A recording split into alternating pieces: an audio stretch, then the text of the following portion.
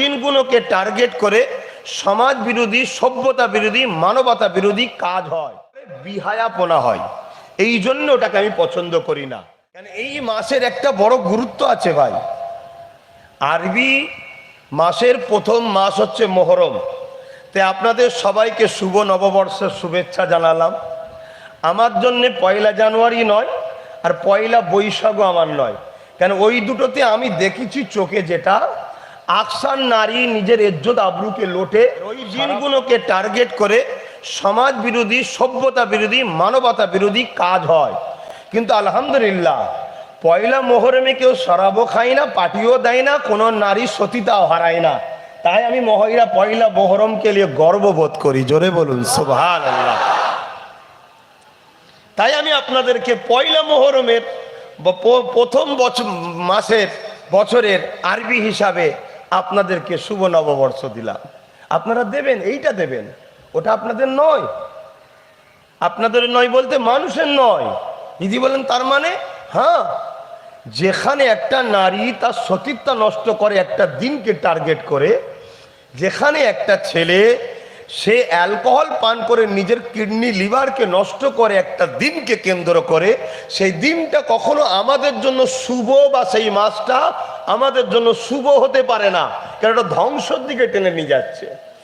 যে দিনটা কেন্দ্র করে আমাদের জন্য শুভ হয় সেই দিনটা হলো পয়লা মুহররম বা মুহররমের মাস। কেন এই মাসে মহান আল্লাহ প্রতিটা ফারিস্তার কাছে, প্রতিটা মানুষের কাছে ফারিস্তা আছে। ওই ফারিস্তারা হিসাব সারা বছরের ঠিক করে, বান্দা কি করছে না করছে, নেকি গুনাহ লিকালিকি করে। কাঁধে আছে জানেন তো নাকি? এজন্য কারো কাঁধে পা দিয়ে উঠাটা আদবের বেখেলাফ, আমরা তখন সবই করি। তো ওই মুহররম মাসে কি হয়, সারা বছরের বান্দাবান্দি খাতাগুলো আল্লাহ পাকের কুদরতি যে দপ্তর আছে সেই দপ্তরে জমা দেওয়া হয়। তাই নবী আমার রমজান মাসের পরে সবথেকে বেশি যে মাসে ইবাদত বান্দাগি করতেন ওই মাসটা হলো মুহররমের মাস। কেন? নবী চান আমারও খাতাটা যখন জমা পড়বে নবী পাকের কাছে কোনো ফারিস্তা লিখার নাই, আমি শুনে রেখে দেন, কেন তুমি তো বেকুনা। আমাদের শিক্ষার জন্যে 30-40 বছর 50-60 বছরের জিন্দেগিতে আমি তোদেরকে পরীক্ষা নেব, এই পরীক্ষায় তোরা আমার জন্য কি করিস দেখব। গাছকে যখন কাটা হয় গাছেরও পরীক্ষা, গাছ কিন্তু আল্লাহর খুশিতে সবর করে নিজেকে কোরবানি করে। সূর্যগ্রহণ থেকে শুরু করে কত কি হচ্ছে, সবাই কিন্তু ডিউটি করে যাচ্ছে। আমরা মানুষ, আমাদেরকে আমাদের মালিক তৈরি করেছে একটা কাজ করতে। কটা কাজ? একটা কাজ, ইল্লা লিয়াবুদুন, আল্লাহর দাসত্ব। আল্লাহর দাসত্বটা কি? জাহান্নাম, এদিকে জান্নাত, জাহান্নাম থেকে বেরিয়ে আসতে পারবে। শুনছেন? এগুলো আমাদের শিক্ষা নাকি? না, এগুলো শিক্ষা নাকি? হ্যাঁ, সেদিনও তো কারবালা হয়েছে, আজকে কারবালা হচ্ছে না? হচ্ছে। আপনারা কি মনে করেন কারবালা শুধু হোসাইন পাকের সময় হয়েছিল? না, কারবালা তো যুগে যুগে হবে।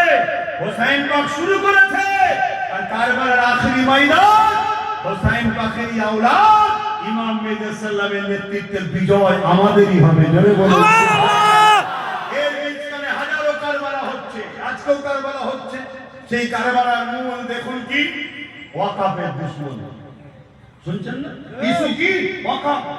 আরো অনেক ইস্যু আছে, রুজি রুটি, যা ওগুলো সঙ্গে তারা বলবে। শুনি, আমি হুজুর হিসেবে আমার লাইনটা বলেছি, কেন আমার মসজিদ, আমার মাদ্রাসা, আমার কবরস্থান, আমার ঈদগাহ, যেটা ইসলামের সম্পদ, তাই তো নাকি? নবী আর মেম্বারে বসেছি, দেখুন ধর্মেরটাই বলি, কি অসুবিধা হচ্ছে? এখন বিজকানি ইস্যু কি? ওয়াকাফ। এই ওয়াকাফকে যারা মেটাতে চাইছে তারা কি হোসাইনি? তারা এজিদি। আর ওয়াকাফকে যারা বাঁচাতে চাইছে তারা কারা? হোসাইনি। তো কমন ব্যাপার। মসজিদের যে দুশমন সে কখনো এজিদি, সে কখনো হোসাইনি হতে পারে না। মসজিদের দুশমন তো সে এজিদ, তারা এজিদি। আর মসজিদের পক্ষে যারা তারাই তো হোসাইনি। জোরে বলুন সুবহানাল্লাহ। ভাইরা আমার, সেদিনও ছিল, আজও আছে। যুগে যুগে কারবালা হবে, হক আর না হক, হক আর না হক, হক আর না হক, এটা আল্লাহ বেঁচে নেবে। শুনছেন?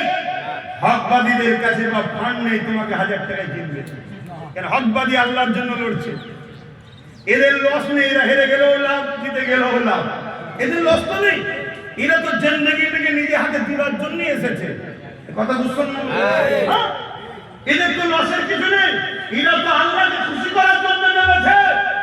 এরা তো দুনিয়ার কোনো স্বার্থে নয়। তুমি হয়তো সাধারণ মানুষ বুঝতে পারোনি, কিন্তু তোমার মাথায় যিনি রয়েছে সে তো ভালোভাবে বোঝে কি জন্য নেমেছে। সে তো বোঝে।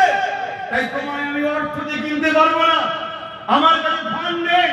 আমি এদিনের মতো 25,000-এর সৈন্য নিয়ে ময়দানের কারবারে আসতে পারবো না। কিন্তু মনে রেখে দিয়ে ইমাম পাক দাঁড়িয়ে বলেছিল, কেউ কি আসো, ওইদিকে জাহান্নাম, হোসাইনের দিকে জান্নাত ফিরে আসবে। আর সেই হোসাইনের গোলামও বলছি, ওয়াকাবের দুশমন তাদের দিকটা হলো জাহান্নাম, আর ওয়াকাবকে যারা বাঁচাতে চাইছে তাদের দিকটা হলো জান্নাত। জোরে বলুন সুবহানাল্লাহ।